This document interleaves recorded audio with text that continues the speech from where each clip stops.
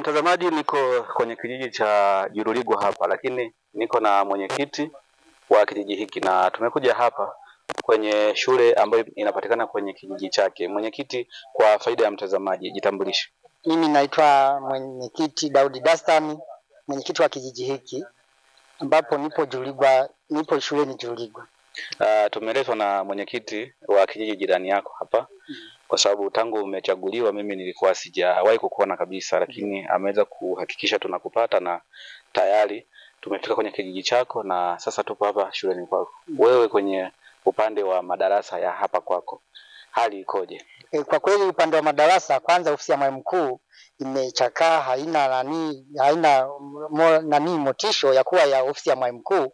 Kwanza kuna maktaba ambapo wanatunza vitabu ambavyo havina usalama kwa ajili ya vitabu hivyo. Alafu kuna darasa ambalo limeshikana ambalo darasa la 7 ambapo wamehama kutokana na darasa bovu wakahamia darasa jingine wakati sio darasa lao. Kwa hiyo hapo kwa sasa hivi kwa kweli mwalimu mkuu hajisikii kukaa kwenye ofisi yake, na maktaba vitabu havina usalama kwa ajili ya vitabu vya kutunza vitabu vya wanafunzi. Kwa hiyo sisi kama mimi kama mwenyekiti wa kijiji nilikuwa naomba msaada wa serikali ili mwalimu mkuu shule ya msingi Juruligwa imjali ijenge ofisi na maktaba na darasa ambalo darasa la 7 wamehama waweze kujengewa darasa lao, wawe kwenye darasa lao imara. Kwa kweli mimi kama mwenyekiti wa kijiji sina mengi zaidi juu ya hilo darasa ambalo limechakaa na maktaba na ofisi ya mwalimu mkuu.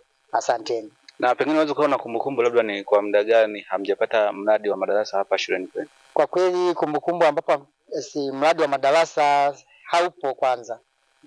Mradi wa madarasa ambao inawezekana ni zaidi ya miaka 10. Zaidi ya miaka 10 kwanza inazidi ambapo hatujapata mradi wa darasa wa madarasa. Na pengine sasa kutokana na idadi ya wanafunzi wanaosoma katika shule hii, je, idadi ya wanafunzi inaendana na madarasa yaliyopo au wanalazimika kusoma kwa awamu?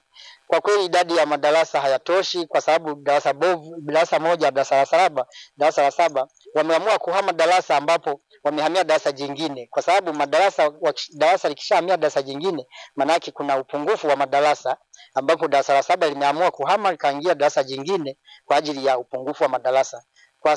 Kwa hiyo sasa darasa moja ambalo limeshikana na maktaba na ofisi ya mwalimu mkuu tukilipata hapo, angalau madarasa wanafunzi wataweza kusoma ki standard, kwa sababu watakuwa na hewa ya kukaa.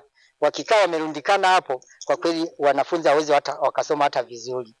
Kwa kweli nashukuru kwa hilo, nikiingia serikalini tunaomba msaada kwa hilo. Madarasa yajengwe, darasa moja na ofisi ya mwalimu mkuu na maktaba, angalau hiyo ki standard.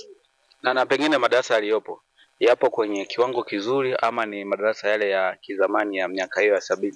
Madarasa yaliyopo kwa kweli sio ya kisasa, ni yale ya kizamani ya miaka 70 iliyopita. Wala kwa hayaoneshi kwamba ni madarasa ya kisasa, wala hayaonekani kwamba ni madarasa.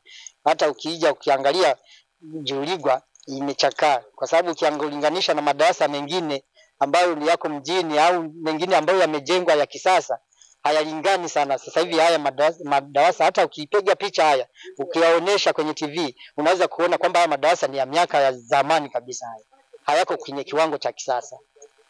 Asante. Basi nikushukuru sana mwenyekiti, na nimefurahi kwa kuwa baada ya kutuona umetupokea vizuri na umetupa ushirikiano wa kutosha, na pia kwenye mahojiano umeweza kuzungumza yale ya moyoni. Naamini huna neno lingine. Kwa kweli sina maneno mengine tofauti na kituo cha polisi, chuo cha shule, ofisi ya mwalimu mkuu na maktaba na darasa la 7 ambayo imeshikana. Basi mimi nikushukuru sana, malizia kwa majina yako. Mimi naitwa Daudi Dastan, mwenyekiti wa kijiji Juruligwa. Asante mtazamaji wa Simamia TV, tumemaliza mahojiano yetu na mwenyekiti namna hiyo na ameweza kuzungumza. Mimi sina cha kuongeza wala siwezi kupunguza katika yale ambayo ameyazungumza. Naitwa Ankoji na nyuma ya kamera kwa Mwafrika.